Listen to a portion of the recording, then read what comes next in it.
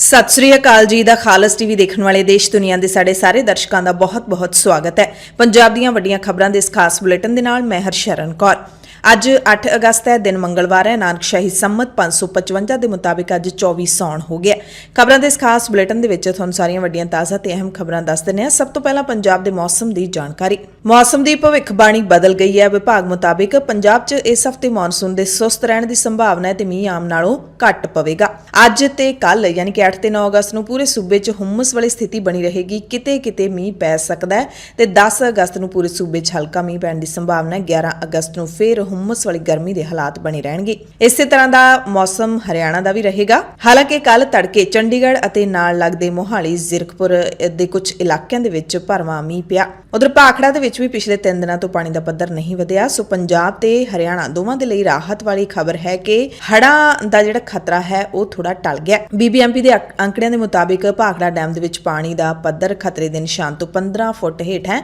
1565 ਫੁੱਟ ਤੇ ਲਗਾਤਾਰ 3 ਦਿਨਾਂ ਤੋਂ ਖੜਾ ਹੈ। ਖਤਰੇ ਦਾ ਨਿਸ਼ਾਨ 1628 ਫੁੱਟ ਤੇ ਹੁੰਦਾ ਹੈ। ਮੌਸਮ ਵਿਭਾਗ ਮੁਤਾਬਿਕ ਹਾਲਾਂਕਿ ਜੁਲਾਈ ਮਹੀਨੇ ਪੰਜਾਬ ਤੇ ਹਰਿਆਣਾ 'ਚ ਆਮ ਨਾਲੋਂ 40% ਵੱਧ ਮੀਂਹ ਪਿਆ। ਦੋਵੇਂ ਸੂਬਿਆਂ ਦੀ ਸਾਂਝੀ ਰਾਜਧਾਨੀ ਚੰਡੀਗੜ੍ਹ ਦੇ ਵਿੱਚ ਵੀ ਜੁਲਾਈ ਮਹੀਨੇ 'ਚ ਆਮ ਨਾਲੋਂ 170% ਵੱਧ ਮੀਂਹ ਪਿਆ ਹੈ। ਹੁਣ ਤੱਕ ਇਹੀ ਖਤਰਾ ਬਣਿਆ ਸੀ ਕਿ ਜੇ 8, 9, 10 ਜੁਲਾਈ ਦੇ ਵਾਂਗੂ ਲਗਾਤਾਰ ਮੀਂਹ ਫੇਰ ਪੈਂਦਾ ਹੈ ਤਾਂ ਪੰਜਾਬ ਦੇ ਵਿੱਚ ਹੜ੍ਹ ਵਾਲੇ ਹਾਲਾਤ ਬਣ ਸਕਦੇ ਨੇ। ਪਰ ਮੌਸਮ ਵਿਭਾਗ ਦੀ ਭਵਿੱਖਬਾਣੀ ਦੇ ਮੁਤਾਬਿਕ ਜਿਹੜਾ ਮੌਨਸੂਨ ਸੁਸਤ ਹੋ ਗਿਆ, ਉਹਦੇ ਕਰਕੇ ਹੜ੍ਹਾਂ ਦਾ ਖਤਰਾ ਘਟ ਗਿਆ। ਪਰ ਪਹਿਲਾਂ ਜਿਹੜੇ ਹੜ੍ਹ ਆਏ ਸੀਗੇ ਉਹਨਾਂ ਨੇ ਹਾਲੇ ਤੱਕ ਲੋਕਾਂ ਨੂੰ ਝੰਬ ਰੱਖਿਆ। ਪਾਣੀ ਹਾਲੇ ਵੀ ਕਈ ਥਾਵਾਂ ਤੇ ਉਸੇ ਤਰ੍ਹਾਂ ਖੜਾ ਹੈ। ਸਰਕਾਰ ਲੋਕਾਂ ਦੀ ਪੂਰੀ ਮਦਦ ਕਰਨ ਦੇ ਵਿੱਚ ਨਾਕਾਮਯਾਬ ਰਹੀ ਹੈ।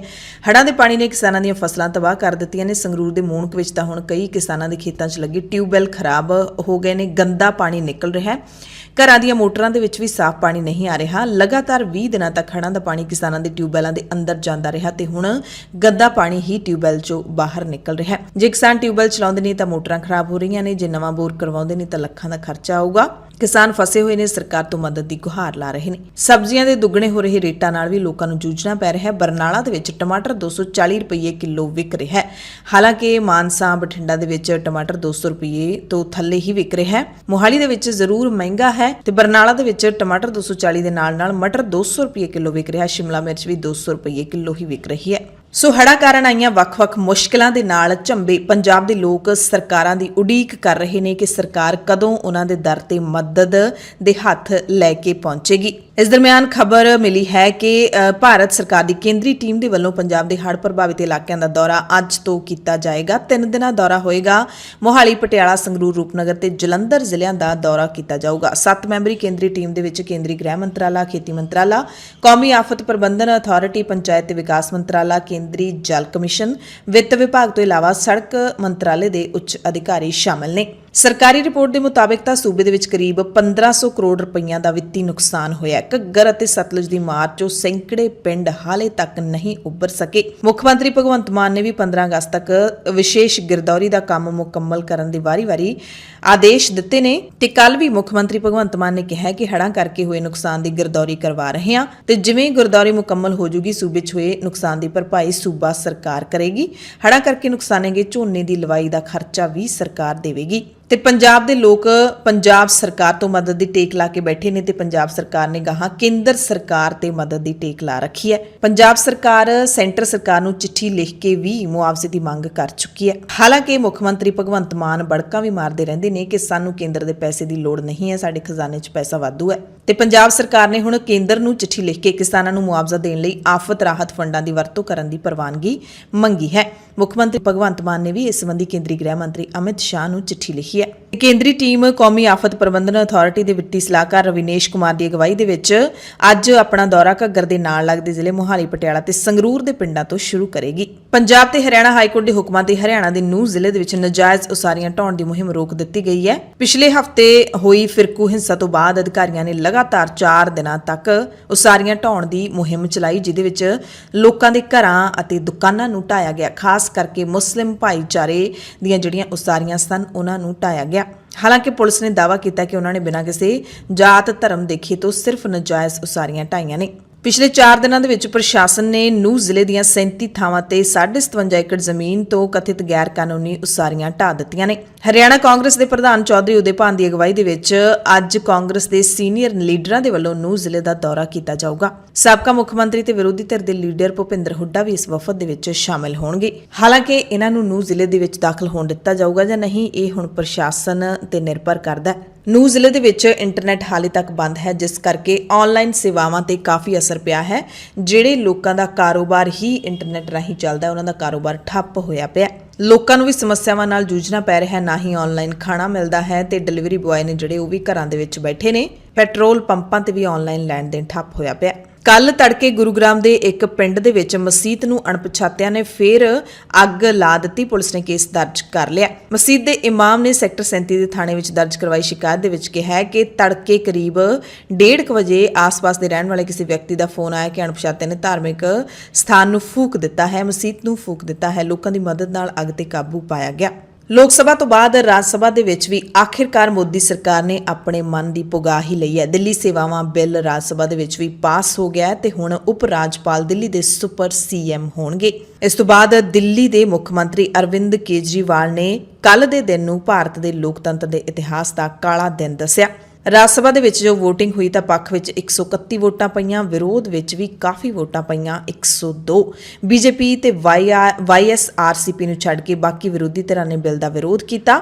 ਬਿੱਲ ਨੂੰ ਗੈਰ ਸੰਵਿਧਾਨਿਕ, ਗੈਰ ਲੋਕਤੰਤਰੀ ਤੇ ਸੰਘਵਾਦ ਦੀ ਭਾਵਨਾ ਵਿਰੁੱਧ ਕਰਾਰ ਦਿੱਤਾ ਗਿਆ। ਬਿੱਲ ਸਿਲੈਕਟ ਕਮੇਟੀ ਕੋਲ ਭੇਜਣ ਦੀ ਵਿਰੋਧੀ ਧਿਰ ਦੀ ਮੰਗ ਨੂੰ ਖਾਰਿਜ ਕਰ ਦਿੱਤਾ ਗਿਆ। ਪੰਜਾਬ ਦੇ ਮੁੱਖ ਮੰਤਰੀ ਭਗਵੰਤ ਮਾਨ ਨੇ ਕਿਹਾ ਕਿ ਰਾਜ ਸਭਾ ਦੇ ਵਿੱਚ ਦਿੱਲੀ ਸੇਵਾਵਾਂ ਬਿੱਲ ਪੇਸ਼ ਕਰ ਦਿੱਤਾ ਗਿਆ। ਇਹ ਬਿੱਲ ਸਿਰਫ ਦਿੱਲੀ ਲਈ ਹੀ ਨਹੀਂ ਬਲਕਿ ਪੂਰੇ ਦੇਸ਼ ਦੇ ਸੰਘੀ ਢਾਂਚੇ ਲਈ ਖਤਰੇ ਦੀ ਹੈ। ਉਹਨਾਂ ਕਿਹਾ ਕਿ ਜੇ ਕੇਂਦਰ ਦੇ ਵਿੱਚ ਕਾਬਿਜ਼ ਸੱਤਾਧਾਰੀ ਧਿਰ ਤੋਂ ਇਲਾਵਾ ਕੋਈ ਹੋਰ ਪਾਰਟੀ ਸੂਬਿਆਂ 'ਚ ਜਿੱਤ ਹਾਸਲ ਕਰਦੀ ਹੈ ਤਾਂ ਉਹਦੀਆਂ ਸ਼ਕਤੀਆਂ ਖੋਲੀਆਂ ਜਾਂਦੀਆਂ ਨੇ, ਉਹਨਾਂ ਦੇ ਕੰਮਾਂ ਵਿੱਚ ਅੜਿੱਕੇ ਖੜੇ ਕਰਕੇ ਬਾਂਹ ਮਰੋੜੀ ਜਾਂਦੀ ਹੈ। ਕਾਂਗਰਸ ਲੀਡਰ ਰਾਹੁਲ ਗਾਂਧੀ ਦੀ ਲੋਕ ਸਭਾ ਮੈਂਬਰਸ਼ਿਪ ਵੀ ਬਹਾਲ ਹੋ ਚੁੱਕੀ ਹੈ ਸੁਪਰੀਮ ਕੋਰਟ ਦੇ ਫੈਸਲੇ ਤੋਂ ਬਾਅਦ। ਤੇ ਕੱਲ ਰਾਹੁਲ ਗਾਂਧੀ ਲੋਕ ਸਭਾ ਦੇ ਵਿੱਚ ਪਹੁੰਚੇ ਤਾਂ ਇੰਡੀਆ ਗੱਠਜੋੜ ਦੇ ਸਾਂਸਦਾਂ ਨੇ ਰਾਹੁਲ ਗਾਂਧੀ ਦਾ ਨਿੱਘਾ ਸਵਾਗਤ ਕੀਤਾ। ਕਾਂਗਰਸ ਦੇ ਕੌਮੀ ਪ੍ਰਧਾਨ ਮਲਿਕਾਰਜੁਨ ਖੜਗੇ ਨੇ ਕਿਹਾ ਕਿ ਫੈਸਲਾ ਸਵਾਗਤਯੋਗ ਕਦਮ ਹੈ। ਪ੍ਰਿਯੰਕਾ ਗਾਂਧੀ ਵਾਡਰਾ ਨੇ ਵੀ ਭਰਾ ਰਾਹੁਲ ਗਾਂਧੀ ਦੀ ਮੈਂਬਰੀ ਬਹਾਲ ਹੋਣ ਤੇ ਕਿਹਾ ਕਿ ਹੁਣ ਲੋਕ ਮੁੱਦਿਆਂ ਦੀ ਆਵਾਜ਼ ਸਦਨ ਦੇ ਵਿੱਚ ਗੂੰਜੇਗੀ। ਲੋਕ ਸਭਾ 'ਚ ਜਾਣ ਤੋਂ ਪਹਿਲਾਂ ਰਾਹੁਲ ਗਾਂਧੀ ਨੇ ਮਹਾਤਮਾ ਗਾਂਧੀ ਦੇ ਬੁੱਤ ਤੇ ਸ਼ਰਧਾ ਦੇ ਫੁੱਲ ਭੇਂਟ ਕੀਤੇ। ਈਡੀ ਨੇ ਪੰਜਾਬ ਦੇ ਸਾਬਕਾ ਉਪ ਮੁੱਖ ਮੰਤਰੀ ਤੇ ਸੀਨੀਅਰ ਕਾਂਗਰਸੀ ਲੀਡਰ ਓਮ ਪ੍ਰਕਾਸ਼ ਸੋਨੀ ਦੇ ਖਿਲਾਫ ਜਾਂਚ ਵਿੱਢ ਦਿੱਤੀ ਹੈ। ਈਡੀ ਨੇ ਪੰਜਾਬ ਵਿਜੀਲੈਂਸ ਬਿਊਰੋ ਨੂੰ ਚਿੱਠੀ ਲਿਖ ਕੇ ਇਸ ਕਾਂਗਰਸ ਲੀਡਰ ਦੀ ਚੱਲ ਅਚਲ ਸੰਪत्ति ਦਾ ਸਾਰਾ ਵੇਰਵਾ, ਬੈਂਕ ਖਾਤਿਆਂ ਬਾਰੇ ਮੁਕੰਮਲ ਜਾਣਕਾਰੀ ਮੰਗੀ ਹੈ। ਯਾਨੀ ਕਿ ਓਪੀ ਸੋਨੀ ਦੀਆਂ ਮੁਸ਼ਕਲਾਂ ਹੋਰ ਵੀ ਵੱਧ ਗਈਆਂ ਨੇ। ਵਿਜੀਲੈਂਸ ਤੋਂ ਬਾਅਦ ਹੁਣ ਈਡੀ ਦਾ ਕੜਾਕਾ ਵੀ ਚੜ ਗਿਆ ਹੈ। ਹਾਲਾਂਕਿ ਵਿਰੋਧੀ ਧਿਰਾਂ ਬੀਜੇਪੀ ਅਤੇ ਸ਼੍ਰੋਮਣੀ ਅਕਾਲੀ ਦਲ ਲਗਾਤਾਰ ਦਾਅਵਾ ਕਰਦੇ ਰਹਿੰਦੇ ਨੇ ਕਿ ਆਮ ਆਦਮੀ ਪਾਰਟੀ ਤੇ ਕਾਂਗਰਸ ਦਾ ਜਿਹੜਾ ਗੱਠਜੋੜ ਹੋਇਆ ਹੈ ਇੰਡੀਆ ਗੱਠਜੋੜ ਦੇ ਵਿੱਚ, ਉਹਦੇ ਕਰਕੇ ਹੁਣ ਆਮ ਆਦਮੀ ਪਾਰਟੀ ਕਾਂਗਰਸ ਲੀਡਰਾਂ ਨੂੰ ਬਖਸ਼ ਦੇਵੇਗੀ। ਪਰ ਕਾਂਗਰਸ ਲੀਡਰਾਂ ਦੀ ਪੰਜਾਬ ਦੇ ਵਿੱਚ ਲਗਾਤਾਰ ਭੱਜ ਦੌੜ ਚੱਲ ਰਹੀ ਹੈ ਕਿਉਂਕਿ ਵਿਜੀਲੈਂਸ ਦੀ ਜਾਂਚ ਕਈਆਂ ਦੇ ਖਿਲਾਫ ਵਿੱਢੀ ਪਈ ਹੈ। ਉਧਰ ਬਠਿੰਡਾ ਤੋਂ ਲੋਕ ਸਭਾ ਮੈਂਬਰ ਹਰਸਿਮਰਤ ਕੌਰ ਬਾਦਲ ਨੇ ਕੇਂਦਰੀ ਗ੍ਰਹਿ ਮੰਤਰੀ ਅਮਿਤ ਸ਼ਾਹ ਨੂੰ ਚਿੱਠੀ ਲਿਖ ਕੇ ਅਪੀਲ ਕੀਤੀ ਹੈ ਕਿ ਪੰਜਾਬ ਦੀ ਆਬਕਾਰੀ ਨੀਤੀ ਦੀ CBI ਤੇ ED ਦੇ ਕੋਲੋਂ ਨਿਰਪੱਖ ਜਾਂਚ ਕਰਵਾਈ ਜਾਵੇ। ਉਹਨਾਂ ਇਲਜ਼ਾਮ ਲਾਇਆ ਕਿ ਸ਼ਰਾਬ ਨੀਤੀ ਦੇ ਵਿੱਚ ਵੱਡਾ ਭ੍ਰਿਸ਼ਟਾਚਾਰ ਹੋਇਆ, ਸਰਕਾਰੀ ਖਜ਼ਾਨੇ ਨੂੰ ਸੈਂਕੜੇ ਕਰੋੜ ਰੁਪਈਆਂ ਦਾ ਨੁਕਸਾਨ ਹੋਇਆ। ਹੁਣ ਵੱਡੀ ਖਬਰ ਉਹਨਾਂ ਸਾਰੇ ਲੋਕਾਂ ਦੇ ਲਈ ਹੈ ਜਿਹੜੇ ਮੋਹਾਲੀ, ਚੰਡੀਗੜ੍ਹ ਤੇ ਪੰਚਕੁਲਾ ਦੇ ਵਿੱਚ ਟੈਕਸੀ ਯਾਨੀ ਕਿ ਕੈਬ ਰਾਹੀਂ ਸਫ਼ਰ ਕਰਦੇ ਨੇ। ਕੈਬ ਚਾਲਕਾਂ ਨੇ 10 ਅਗਸਤ ਤੋਂ ਅਣਮਿੱਥੇ ਸਮੇਂ ਦੇ ਲਈ ਭੁੱਖ ਹੜਤਾਲ ਦਾ ਐਲਾਨ ਕਰ ਦਿੱਤਾ ਹੈ। ਚੰਡੀਗੜ੍ਹ ਦੇ ਵਿੱਚ ਇੱਕ ਕੈਬ ਡਰਾਈਵਰ ਦੇ ਕਤਲ ਤੋਂ ਬਾਅਦ ਆਪਣੀ ਸੁਰੱਖਿਆ ਤੇ ਮੰਗਾਂ ਨੂੰ ਲੈ ਕੇ ਚੰਡੀਗੜ੍ਹ, ਮੋਹਾਲੀ ਤੇ ਪੰਚਕੁਲਾ ਦੇ ਕੈਬ ਚਾਲਕਾਂ ਨੇ 10 ਅਗਸਤ ਤੋਂ ਇਹ ਭੁੱਖ ਹੜਤਾਲ ਸ਼ੁਰੂ ਕਰਨ ਦਾ ਐਲਾਨ ਕੀਤਾ ਹੈ। ਸੈਕਟਰ 25 ਦੇ ਵਿੱਚ ਇਹ ਭੁੱਖ ਹੜਤਾਲ ਸ਼ੁਰੂ ਕੀਤੀ ਜਾਵੇਗੀ। ਕੱਲ ਕੈਬ ਤੇ ਆਟੋ ਡਰਾਈਵਰ ਯੂਨੀਅਨ ਦੇ ਅਹੁਦੇਦਾਰਾਂ ਨੇ ਚੰਡੀਗੜ੍ਹ ਪ੍ਰੈਸ ਕਲੱਬ ਦੇ ਵਿੱਚ ਪੱਤਰਕਾਰਾਂ ਦੇ ਨਾਲ ਗੱਲਬਾਤ ਕਰਕੇ ਇਸ ਦਾ ਐਲਾਨ ਕੀਤਾ। ਯੂਨੀਅਨ ਦੇ ਪ੍ਰਧਾਨ ਇੰਦਰਜੀਤ ਸਿੰਘ ਨੇ ਕਿਹਾ ਕਿ ਕੈਬ ਕੰਪਨੀਆਂ ਦੀ ਬੇਰੁਖੀ ਵਾਲੇ ਵਤੀਰੇ ਕਰਕੇ ਉਹਨਾਂ ਦੇ ਅਨੇਕਾਂ ਮੈਂਬਰਾਂ ਨੂੰ ਅਪਰਾਧੀ ਕਿਸਮ ਦੇ ਲੋਕਾਂ ਨੇ ਆਪਣੀ ਸਾਜ਼ਿਸ਼ ਦਾ ਸ਼ਿਕਾਰ ਬਣਾ ਕੇ ਮੌਤ ਦੇ ਘਾਟ ਉਤਾਰ ਦਿੱਤਾ। ਇਸ ਸੰਬੰਧੀ ਚੰਡੀਗੜ੍ਹ ਪ੍ਰਸ਼ਾਸਨ ਨੂੰ ਵੀ ਬੇਨਤੀ ਕਰ ਚੁੱਕੇ ਨੇ, ਪਰ ਪ੍ਰਸ਼ਾਸਨ ਵੀ ਉਹਨਾਂ ਦੇ ਮਸਲੇ ਨੂੰ ਗੰਭੀਰਤਾ ਨਾਲ ਨਹੀਂ ਲੈਂਦਾ। ਕੈਬ ਕੰਪਨੀਆਂ ਨੇ ਟੈਕਸ ਕਮਿਸ਼ਨ, ਕਿਰਾਏ ਤੇ ਸੁਰੱਖਿਆ ਨੂੰ ਲੈ ਕੇ ਉਹਨਾਂ ਨੂੰ ਸ਼ਰੇਆਮ ਕਹਿੰਦੇ ਜ਼ਲੀਲ ਕੀਤਾ। ਇਸੇ ਕਰਕੇ ਅਨੇਕਾਂ ਕੈਬ ਚਾਲਕ ਕਰਜ਼ੇ ਦੀ ਮਾਰ ਹੇਠਾਂ ਨੇ ਤੇ ਇਸ ਕਰਜ਼ੇ ਕਰਕੇ ਵੀ ਕਈ ਕੈਬ ਚਾਲਕ ਆਪਣੀਆਂ ਜਾਨਾਂ ਗਵਾ ਚੁੱਕੇ ਨੇ। ਸੋ 10 ਅਗਸਤ ਤੋਂ ਚੰਡੀਗੜ੍ਹ, ਮੋਹਾਲੀ ਅਤੇ ਪੰਚਕੁਲਾ ਦੇ ਵਿੱਚ ਤੁਹਾਨੂੰ ਟੈਕਸੀ ਨਹੀਂ ਮਿਲੇਗੀ। ਇਹ ਵੀ ਸੰਭਾਵਨਾ ਜਤਾਈ ਜਾ ਰਹੀ ਹੈ ਕਿ ਆਟੋ ਰਿਕਸ਼ਾ ਚਾਲਕ ਵੀ ਸ਼ਾਇਦ ਇਸ ਹੜਤਾਲ ਦਾ ਸਮਰਥਨ ਕਰ ਸਕਦੇ ਨੇ। ਦਰਅਸਲ 31 ਜੁਲਾਈ ਨੂੰ ਇੱਕ ਕੈਬ ਡਰਾਈਵਰ ਦਾ ਮੁੱਲਾਂਪੁਰ ਗਰੀਬਦਾਸ ਚੰਡੀਗੜ੍ਹ ਬੈਰੀਅਰ ਨੇੜੇ ਕਤਲ ਕਰ ਦਿੱਤਾ ਗਿਆ ਸੀ ਤੇ ਧਰਮਪਾਲ ਦੇ ਕਤਲ ਮਾਮਲੇ ਦੇ ਵਿੱਚ ਸਥਾਨਕ ਪੁਲਿਸ ਨੇ ਇੱਕ ਜਣੇ ਨੂੰ ਮਾਨਸਾ ਤੋਂ ਗ੍ਰਿਫਤਾਰ ਕੀਤਾ ਹੈ। ਇਸ ਦੀ ਪਛਾਣ ਰਾਜੂ ਵਾਸੀ ਪਿੰਡ ਭੋਪਾਲ ਜ਼ਿਲ੍ਹਾ ਮਾਨਸਾ ਵਜੋਂ ਹੋਈ ਹੈ। ਪੁਲਿਸ ਨੇ ਮੁਲਜ਼ਮ ਨੂੰ ਇਲਾਕਾ ਮੈਜਿਸਟ੍ਰੇਟ ਸਾਹਮਣੇ ਪੇਸ਼ ਕੀਤਾ ਤੇ 3 ਦਿਨਾਂ ਦੇ ਰਿਮਾਂਡ ਤੇ ਅਦਾਲਤ ਨੇ ਭੇਜ ਦਿੱਤਾ ਹੈ। ਮੁਲਜ਼ਮ ਤੋਂ ਵਾਰਦਾਤ ਵੇਲੇ ਵਰਤਿਆ ਚਾਕੂ ਵੀ ਬਰਾਮਦ ਕਰ ਲਿਆ ਗਿਆ। ਪੁਲਿਸ ਅਧਿਕਾਰੀਆਂ ਨੇ ਦੱਸਿਆ ਕਿ 31 ਜੁਲਾਈ ਦੀ ਰਾਤ ਨੂੰ ਵਾਪਰੀ ਘਟਨਾ ਦੇ ਵਿੱਚ ਮਾਰਿਆ ਗਿਆ ਧਰਮਪਾਲ ਜ਼ਿਰਕਪੁਰ ਦਾ ਰਹਿਣ ਵਾਲਾ ਸੀ, ਕੈਬ ਚਲਾਉਂਦਾ ਸੀ। ਉਸ ਰਾਤ ਸੈਕਟਰ 43 ਬੱਸ ਅੱਡੇ ਤੋਂ ਸਵਾਰੀ ਨੂੰ ਲੈ ਕੇ ਨਿਊ ਚੰਡੀਗੜ੍ਹ ਵੱਲ ਗਿਆ ਸੀ। ਪੁਲਿਸ ਨੇ ਮ੍ਰਿਤਕ ਦੇ ਭਰਾ ਇੰਦਰਾਜ ਦੇ ਬਿਆਨ ਤੇ ਅਣਪਛਾਤੇ ਵਿਅਕਤੀ ਖਿਲਾਫ ਕੇਸ ਦਰਜ ਕੀਤਾ ਸੀ ਤੇ ਮੁੱਢਲੀ ਪੁੱਛ ਪੜਤਾਲ ਵਿੱਚ ਸਾਹਮਣੇ ਆਇਆ ਕਿ ਮਾਨਸਾ ਦੇ ਇਸ ਮੁਲਜ਼ਮ ਰਾਜੂ ਨੇ ਕਾਰ ਖੋਹਣ ਦੇ ਇਰਾਦੇ ਨਾਲ ਧਰਮਪਾਲ ਦੇ ਗਲੇ 'ਚ ਚਾਕੂ ਮਾਰਿਆ ਸੀ ਤੇ ਉਸੇ ਰਾਤ ਬੱਸ ਰਾਹੀਂ ਮਾਨਸਾ ਚਲਾ ਗਿਆ ਸੀ। ਮੁਲਜ਼ਮ ਖਿਲਾਫ ਪਹਿਲਾਂ ਵੀ ਲੁੱਟ-ਖੋਹ ਤੇ ਜਬਰ ਜਨਾਹ ਦਾ ਕੇਸ ਦਰਜ ਹੈ ਤੇ ਪਿੰਡ ਮਲੋਆ ਦੇ ਵਿੱਚ ਇੱਕ ਕਿਰਾਏ ਦੇ ਮਕਾਨ ਵਿੱਚ ਰਹਿੰਦਾ ਸੀ ਤੇ 31 ਜੁਲਾਈ ਦੀ ਇਸ ਵਾਰਦਾਤ ਤੋਂ ਬਾਅਦ 1 ਤੇ 2 ਅਗਸਤ ਨੂੰ ਵੀ ਟੈਕਸੀਆਂ ਜਿਹੜੀਆਂ ਹੈਗੀਆਂ ਇਹਨਾਂ ਇਲਾਕਿਆਂ ਦੇ ਵਿੱਚ ਪ੍ਰਭਾਵਿਤ ਹੋਈਆਂ ਸਨ। ਲੋਕਾਂ ਨੂੰ ਟੈਕਸੀ ਨਹੀਂ ਮਿਲ ਰਹੀ ਸੀ। ਸ੍ਰੀ ਮੁਕਤਸਰ ਸਾਹਿਬ ਦੇ ਪਿੰਡ ਕੌਣੀ ਦਾ ਬਲਵਿੰਦਰ ਸਿੰਘ ਇਸ ਵਕਤ ਵੀ ਸਾਊਦੀ ਅਰਬ ਦੀ ਜੇਲ੍ਹ 'ਚ ਬੰਦ ਹੈ। 2 ਕਰੋੜ ਦੀ ਬਲੱਡ ਮਨੀ ਦੇਣ ਤੋਂ ਬਾਅਦ ਵੀ ਬਲਵਿੰਦਰ ਦੀ ਰਿਹਾਈ ਨਹੀਂ ਹੋ ਰਹੀ। ਇੱਕ ਮਾਮਲੇ ਵਿੱਚ ਸਾਊਦੀ ਅਰਬ ਦੀ ਅਦਾਲਤ ਨੇ ਉਸ ਦਾ ਸਿਰ ਕਲਮ ਕਰਨ ਦੀ ਸਜ਼ਾ ਸੁਣਾਈ ਸੀ ਤੇ ਸਜ਼ਾ ਨੂੰ ਮਾਫ ਕਰਵਾਉਣ ਦੇ ਲਈ 10 ਲੱਖ ਸਾਊਦੀ ਰਿਆਲ ਯਾਨੀ ਕਿ 2 ਕਰੋੜ ਰੁਪਏ ਅਦਾ ਕਰਨ ਲਈ ਕਿਹਾ ਗਿਆ ਸੀ। ਬਲਵਿੰਦਰ ਦੀ ਜਾਨ ਬਚਾਉਣ ਦੇ ਲਈ ਪਿਛਲੇ ਸਾਲ 22 ਮਈ ਨੂੰ ਰਕਮ ਹੈ ਜਿਹੜੀ 2 ਕਰੋੜ ਦੀ ਉਹ ਸਾਊਦੀ ਅਰਬ ਦੀ ਅਦਾਲਤ ਵਿੱਚ ਜਮ੍ਹਾਂ ਵੀ ਕਰਵਾ ਦਿੱਤੀ ਗਈ, ਪਰ ਹਾਲੇ ਤੱਕ ਉਸ ਦੀ ਰਿਹਾਈ ਨਹੀਂ ਹੋ ਸਕੀ। ਹੁਣ ਪਰਿਵਾਰ ਤੇ ਕਿਸਾਨ ਜਥੇਬੰਦੀਆਂ ਨੇ ਡੀਸੀ ਨੂੰ ਮਿਲ ਕੇ ਕਾਰਵਾਈ ਕਰਨ ਦੀ ਅਪੀਲ ਕੀਤੀ ਹੈ। ਕਾਨੂੰਵਾਨ ਦੇ ਪਿੰਡ ਬਾਗੜੀਆਂ ਦੇ ਨੌਜਵਾਨ ਦੀ ਮੈਕਸੀਕੋ ਦੇ ਬਾਰਡਰ ਉੱਤੇ ਬੱਸ ਪਲਟਣ ਕਾਰਨ ਮੌਤ ਹੋ ਗਈ ਹੈ। ਨੌਜਵਾਨ ਗੁਰਪਾਲ ਸਿੰਘ 24 ਸਾਲ ਦੀ ਉਮਰ ਸੀ। ਅਮਰੀਕਾ ਵਿੱਚ ਰੁਜ਼ਗਾਰ ਲਈ ਮੈਕਸੀਕੋ ਸਰਹੱਦ ਤੇ ਬੱਸ ਰਾਹੀਂ ਜਾ ਰਿਹਾ ਸੀ। ਬੱਸ ਹਾਦਸਾਗ੍ਰਸਤ ਹੋ ਗਈ ਤੇ ਬਾਕੀ ਸਵਾਰੀਆਂ ਸਣੇ ਗੁਰਪਾਲ ਦੀ ਵੀ ਮੌਤ ਹੋ ਗਈ। ਜਦੋਂ ਹਾਦਸਾ ਵਾਪਰਿਆ, ਗੁਰਪਾਲ ਆਪਣੀ ਭੈਣ ਨਾਲ ਫੋਨ ਤੇ ਗੱਲਬਾਤ ਕਰ ਰਿਹਾ ਸੀ। ਅਚਾਨਕ ਉਸ ਦੀਆਂ ਚੀਕਾਂ ਵੱਜਣੀਆਂ ਸ਼ੁਰੂ ਹੋ ਗਈਆਂ ਤੇ ਫਿਰ ਫੋਨ ਬੰਦ ਹੋ ਗਿਆ। ਫਿਰ ਖਬਰਾਂ ਰਾਹੀਂ ਪਤਾ ਲੱਗਿਆ ਕਿ ਗੁਰਪਾਲ ਸਿੰਘ ਨਹੀਂ ਬਚਿਆ।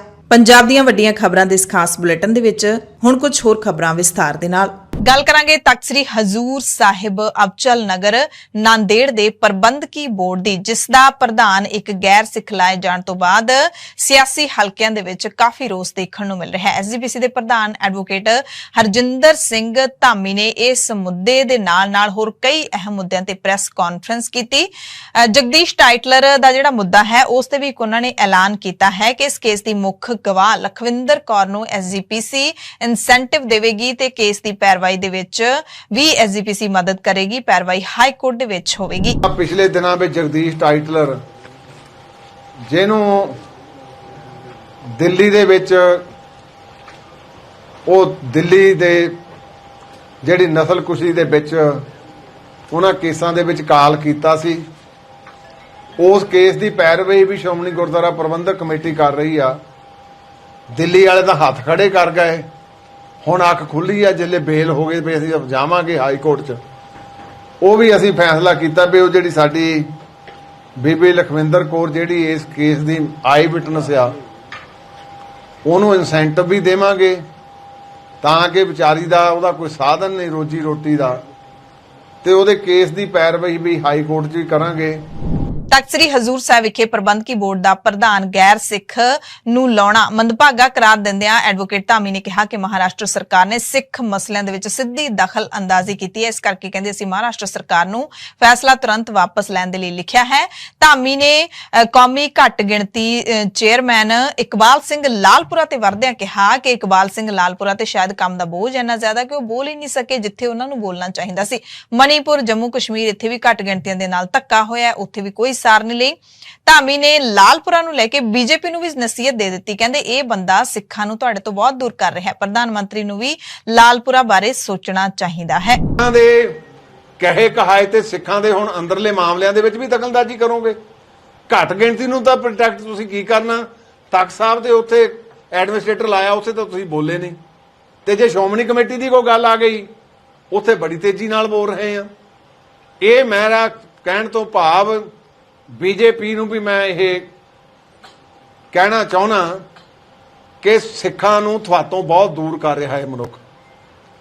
ਤੁਸੀਂ ਇਹ ਮਾਈਨੋਰਟੀ ਕਮਿਸ਼ਨ ਬਣਾਇਆ, ਪਰ ਇਹਦੇ ਜੋ ਸਿਲਸਿਲੇ ਚੱਲ ਰਹੇ ਆ ਉਹ ਸਿੱਖਾਂ ਤੋਂ ਤੁਹਾਨੂੰ ਦੂਰ ਕਰ ਰਿਹਾ। ਤੁਹਾਨੂੰ ਵੀ ਇਹਦੇ ਬਾਰੇ ਸੋਚਣਾ ਚਾਹੀਦਾ।